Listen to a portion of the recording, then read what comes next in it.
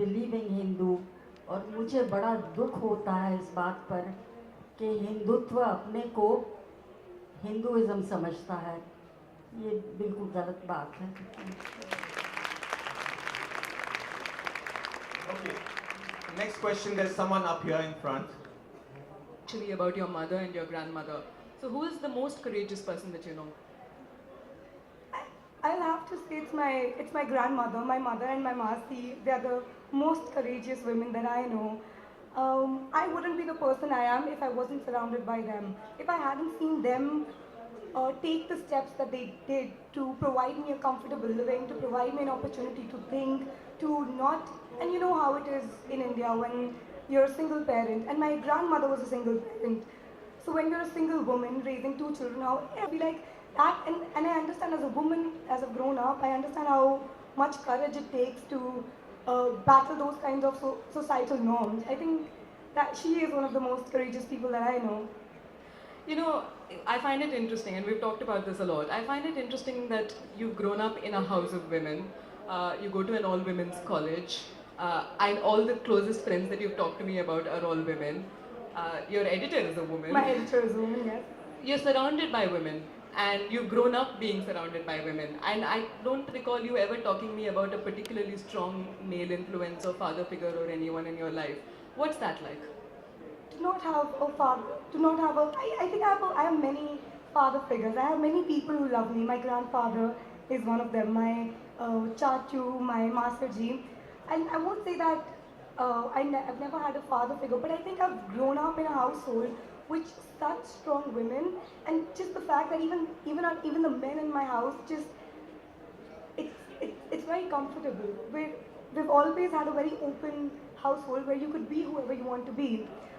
I wouldn't say that I haven't had a father figure, but yes, it's my mother and it's the women in my family and the women that I'm surrounded with, my teachers in LSR, my friends in LSR, my sister, or the women that I've grown up with. I think, and it's very liberating in a way. It's very liberating because when you're with women, you're not. You can be anything. There is no pretense. You don't have to put up a front. You don't have to work and prove yourself double as much as you do when you're competing with a, or when you're sharing space with a man. So I think in that sense it has been wonderful just being with women. I sometimes say that I'm privileged to be born and surrounded by just women and not face this competition that the other gender provides. But maybe that's reaching out too far. So, before Dr. Tharoor gets here, I actually have one last question. I'd like to ask Dr. Tharoor to unveil the book for you.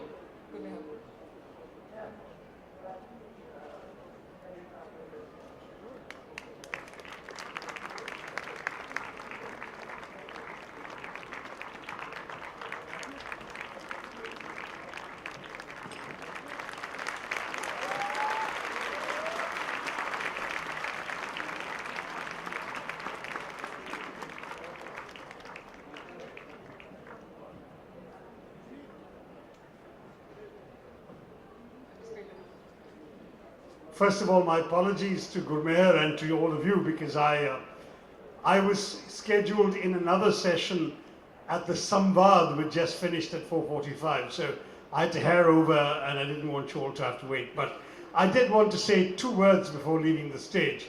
I think it's wonderful that Gurmehar, at the age of 20, has written such a remarkable book. She is a woman with a distinctive voice. She has convictions that she has thought about, that she cares about, and she has the courage to express those convictions. These are extraordinarily admirable qualities in today's India.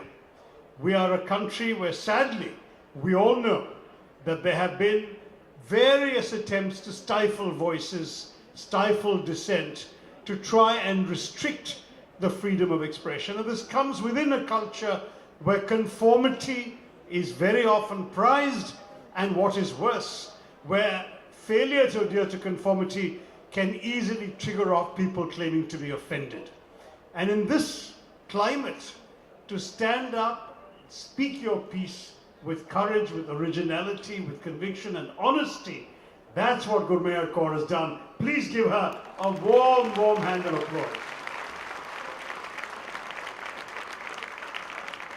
So congratulations on the book. I'll leave you two to continue with your dialogue.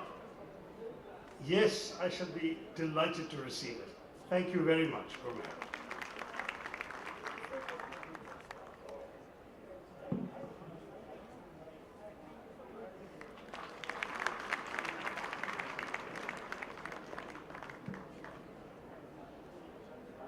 That was lovely. Yes. Do you feel like you stand for freedom of speech and expression in that way? 45 minutes, I stared at every page. I opened the book and I smelled it. And that's when it came to life. It's there. It's in paper, my story.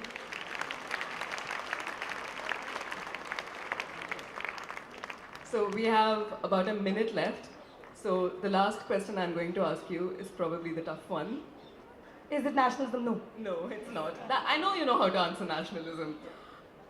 What I'm actually going to ask you is what is your advice to young women like yourself who have big dreams and who don't always have a way to get to their dreams?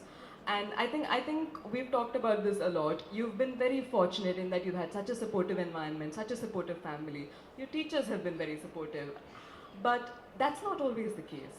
And there are lots and lots of young women, even here I'm sure, who want to do the kinds of things that you've done, but don't necessarily have the platform to do so. And I know you work very hard to, nurture young leaders and nurture talent and all of that. What would you say to someone young like yourself who is looking to be the next you? I wouldn't say anyone should be the next me. I think they should be the next whoever they are and be the best at it. But I do understand what you're saying. I think I've been very fortunate. I've been very privileged, and this is something that I have. This is a conversation I have with a lot of people in my college and women that I'm surrounded with. It's so important for women to start speaking up, because when more women speak up, you're occupying that space. And when more women speak up, it's the younger generation that looks up and sees, okay, they have spoken up, they've opened this topic, now I can speak about it. Recently, it's the sexual assault in workplace that has been going on, the conversation, and so many women have spoken up. Sometimes, whoever is listening to this and whoever is thinking, should I take this step? I don't have favorable conditions. You will never have favorable conditions. Like I said, there will always be, but sometimes you have to take a step, not for yourself, but for the women who are going to follow. And sometimes you don't even know what you're going to set into motion. I didn't know what I was going to set into motion, but just take that first step. Just go for it. Lovely. Take that first step. Thank you everyone for being here. Please pick up a copy of Small Acts of Freedom. Gurmehar is going to be signing copies soon. Thank you. Congratulations to Gurmehar.